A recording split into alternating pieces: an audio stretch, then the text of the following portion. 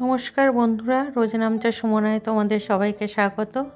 তো আজকে আমি তোমাদেরকে একটা চিকেনের দুর্দান্ত রেসিপি বানিয়ে দেখাবো, যেটা রুটি, লুচি, পরোটা, পোলাও সবের সাথেই খেতে একদম জমে যাবে। তো প্রথমেই চিকেনটাকে খুব ভালো করে ধুয়ে জল ঝরিয়ে রেখেছিলাম।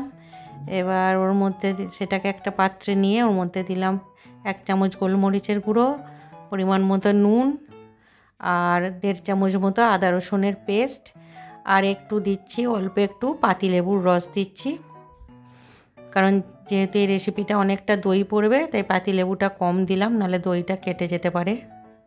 তো এবার এটাকে খুব ভালো করে হাত দিয়ে মেখে মোটামুটি আধ ঘন্টার জন্য রাখতে পারলে খুবই ভালো, তার থেকে বেশি রাখলেও ক্ষতি নেই।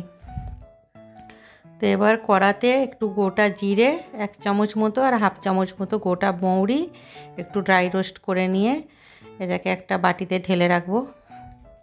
পরে এটাকে গুঁড়ো করে নেব। এবার একটা মিক্সি জারে কয়েকটা কাজু বাদাম, একটু চারমগজ ভিজিয়ে রেখেছিলাম জলে, আর পরিমাণ মতো কয়েকটা কাঁচা লঙ্কা দেব। তোমরা ঝালটা যে যেরকম খেতে পছন্দ করো সেই মতো দেবে। দিয়ে একটু অল্প জল দিয়ে একটা স্মুথ পেস্ট বানিয়ে নেব। এবার গ্যাসেতে কড়া বসিয়ে দিয়েছি, দিয়ে এবার দিয়ে দিচ্ছি পরিমাণ মতো সাদা তেল। এবার ম্যারিনেট করা চিকেনগুলো ওর মধ্যে দিয়ে আস্তে আস্তে ভেজে নিতে হবে, মানে খুব বেশি লাল করে ভাজলে হবে না, মোটামুটি হালকা একটা ব্রাউন কালার আসা পর্যন্ত ওয়েট করতে হবে। তো এইভাবে আমি সব চিকেনগুলোকেই ভেজে নিয়েছি। এবার ওই তেলের মধ্যেই আমি গোটা ছোটো এলাচ, একটু লবঙ্গ আর 2টো শুকনো লঙ্কা ফোড়ন দিয়ে এবার দিয়ে দিচ্ছি কুচনো পেঁয়াজ, পরিমাণ মতো পেঁয়াজ দিয়ে এবার পেঁয়াজটাকে বেশ লাল করে ভেজে নেব। পেঁয়াজটা ভাজা হয়ে এলে এবার এর মধ্যে দিয়ে দেব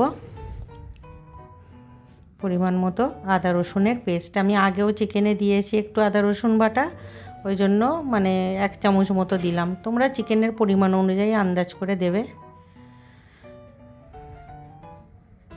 এবার দিচ্ছি ধনে গুঁড়ো আর দিয়ে দিলাম সেই বেটে রাখা কাজু বাদামের পেস্টটা, দিয়ে একটু জল দিয়ে একটু কষিয়ে নিয়ে এবার দিয়ে দিচ্ছি চিকেনটা যেহেতু ভাজাই আছে তাই খুব বেশি কষাতে হবে না, মোটামুটি একটু কষালেই হবে 5-7 মিনিট মতো। দিয়ে এবার দিচ্ছি পরিমাণ মতো নুন। আমি আগে চিকেনটা ম্যারিনেট করার সময় নুন দিয়েছিলাম।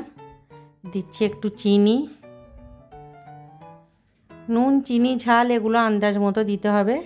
এবার দিচ্ছি ফেটিয়ে রাখা টক দই।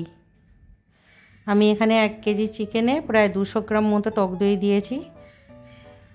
দিয়ে এবার এটাকে খুব ভালো করে ফুটতে দিতে হবে। এবার তার মধ্যে ওই যে জিরে আর মৌরিটা ড্রাই রোস্ট করে রেখেছিলাম সেটা গুঁড়ো করে ওর মধ্যে দিয়ে দিলাম। তো এবার এটাকে খুব ভালো করে চিকেনটাকে ফুটতে দিতে হবে।